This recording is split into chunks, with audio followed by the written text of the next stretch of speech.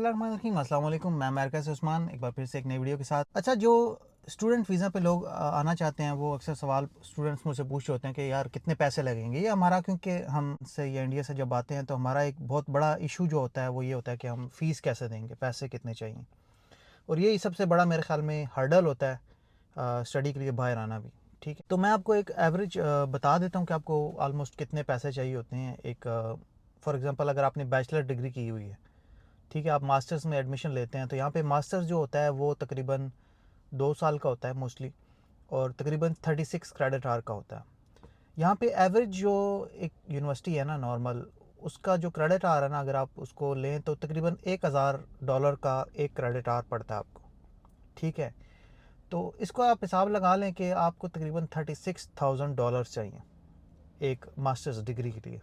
ठीक होता ये है कि इतने पैसे तो कोई भी नहीं लेके आता, ना कोई ला सकता है।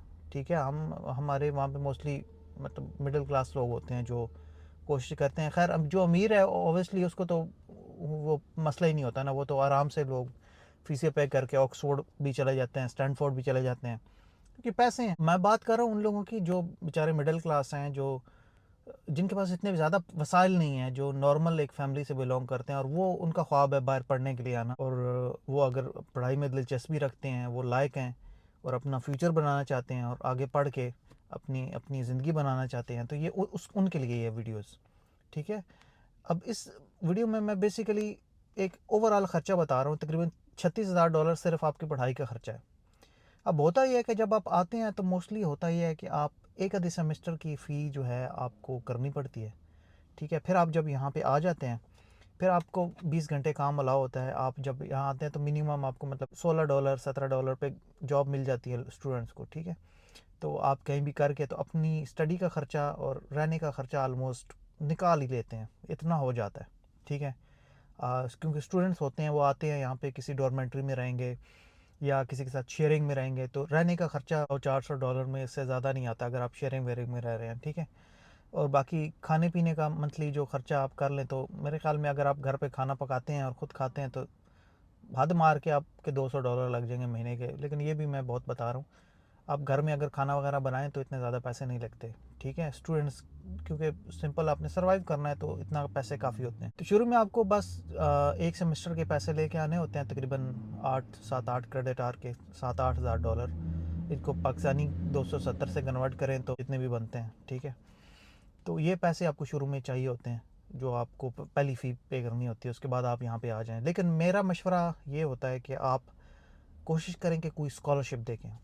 ठीक है, यहाँ पे बहुत सारी यूनिवर्सिटीज़ हैं जो फुल स्कॉलरशिप देती हैं, कुछ पार्शियल स्कॉलरशिप्स देती हैं। इवन यहाँ पे जो पीएचडी स्टूडेंट्स करने आते हैं ना, यकीन करें उनके लिए तो स्कॉलरशिप्स ही होती हैं मोस्टली। और इवन के तकरीबन $2500 से $3500 तक का स्टाइपेंड भी यूनिवर्सिटीज़ कुछ पे करती हैं पीएचडी स्टूडेंट्स को। तो ये बड़ा अच्छा है मौका कि आप यहाँ पे आके एक बड़ी कंपेटिटिव यूनिवर्सिटी में पीएचडी कर सकते हैं। वर्ल्ड क्लास एजुकेशन है इनकी। ठीक है, आपका बड़ा एक्सपीरियंस होगा, आप बहुत कुछ लर्न करेंगे।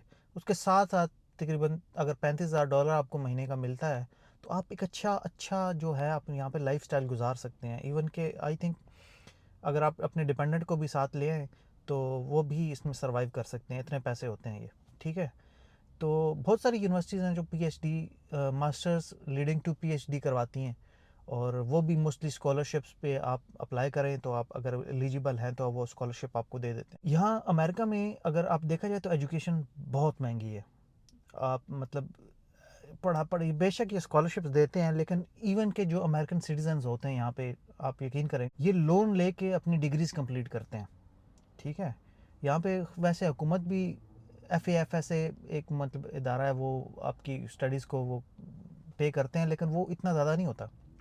वो आपकी डिग्रीज़ को जो है आपकी पे ऑफ करते हैं, लेकिन इतना ज़्यादा नहीं होता। मोस्टली स्टूडेंट्स जो होते हैं प्राइवेट अगर स्कूल्स में जा रहे हैं या इधर उधर जा रहे हैं तो वो बैंकों से लोन लेते हैं, यकीन करें, और लोन के ऊपर वो डिग्रियां कंप्लीट करते हैं, और फिर डिग्री कंप्लीट करने के 2-2 3-3 साल बाद वो अपना लोन उतारते रहते हैं जो उन्होंने स्टडी की होती है। तो अमेरिका में एजुकेशन जो है बहुत महंगी है, क्वालिटी एजुकेशन है लेकिन बहुत महंगी एजुकेशन है। ठीक है, तो ऑब्वियसली ये एक हार्ड फेज़ होता है स्टूडेंट्स के लिए, जब वो आते हैं उनको काम भी करना पड़ता है, उसके साथ साथ आपको मतलब सर्वाइव करना होता है, स्टडी भी होती है। बेशक ये टफ़ फेज़ है, लेकिन आप जब इस फेज़ से गो थ्रू हो जाएंगे तो यकीन करें फिर आपका करियर आगे जो है ना वो बन जाता है, यहाँ से अगर आप डिग्री वगैरह कोई कर ले तो। ठीक है, तो ये एक बेसिक आइडिया है स्टूडेंट्स के लिए कि कितना ख़र्चा आ जाता है, ताकि उनको एक माइंडसेट बन जाए कि वो मतलब यहाँ आने के उसमें उसमें कैटेगरी में आते भी हैं या नहीं। ठीक है, तो अगर आपके पास इतने पैसे नहीं हैं तो यकीन करें आप फिर भी यहाँ आ सकते हैं, लेकिन उसके लिए आपको थोड़ी मेहनत करनी पड़ेगी। स्टूडेंट्स जो जिन्होंने बैचलर किया हुआ एटलीस्ट, वो अपना मास्टर्स या पीएचडी में जब अप्लाई करना चाहते हैं तो वो स्कॉलरशिप्स को देखें। स्कॉलरशिप्स मैं हाईली रिकमेंड करूँगा। उससे ये होता है कि आपका बर्डन कम हो जाता है, आपके ऊपर स्ट्रेस नहीं रहता, आप स्टडी पे पूरा फोकस कर सकते हैं। साथ साथ आप कुछ काम करें, कुछ सेविंग करें, कुछ पैसे मतलब जो है आप पे उधार ना चढ़े, आपके पीछे घर वालों पे, माँ बाप पे बोझ ना पड़े, और इस तरह आप जो लेके चल सकते हैं। तो अल्लाह ताला हम सब के लिए आसानियाँ पैदा करे। ठीक है, अपना बहुत ज़्यादा ख्याल रखिएगा, दुआ में याद रखिएगा।